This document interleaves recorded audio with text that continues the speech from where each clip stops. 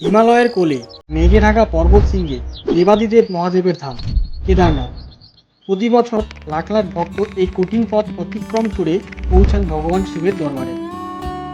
সোনপ্রয়াগ থেকে কেদারনাথ পর্যন্ত তৈরি হচ্ছে প্রায় 12.9 কিলোমিটার দীর্ঘ রোপওয়ে লাইন।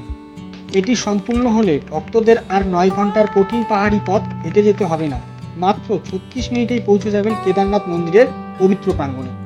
এই প্রকল্পটি বাস্তবায়ন করেছে উত্তরাখণ্ড সরকার ও কেন্দ্র সরকারের যৌথ উদ্যোগে।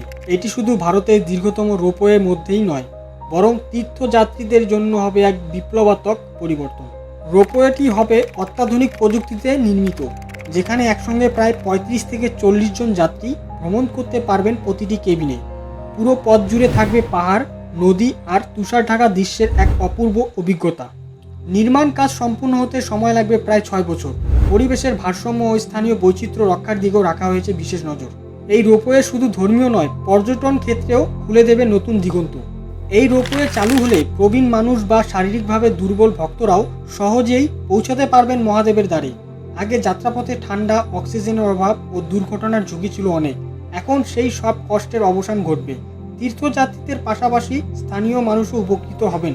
চাকরি, পর্যটন ব্যবসা এবং যোগাযোগ ব্যবস্থায় আসবে নতুন সম্ভাবনা।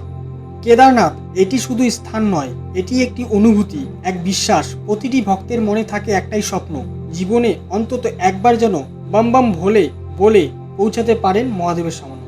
এই রোপওয়ে প্রকল্প সেই স্বপ্নপথকে করে তুলবে আরও সুন্দর ও সুলভ। পর্বতের কোলে ঘণ্টাধ্বনি বাজবে আর মেঘের ভেতরে দিয়ে ছুটে যাবে রোপওয়ে, যেন স্বর্গে যাত্রার মতো এক অলৌকিক অনুভূতি। 6 বছরের মধ্যেই সম্পূর্ণ হবে এই মহাপ্রকল্প। যখন প্রথম যাত্রী সেই রোপওয়ে দিয়ে উঠবেন, তখন হয়তো বাতাসে ভেসে উঠবে হর হর মহাদেব। এ শুধু উন্নয়নের গল্প নয়, এটা ভক্তির পথকে আরও কাছে আনার এক অধ্যায়। কেদারনাথ, যেখানে প্রযুক্তি আর বিশ্বাসের মিলনে গড়ে উঠেছে এক নতুন ইতিহাস।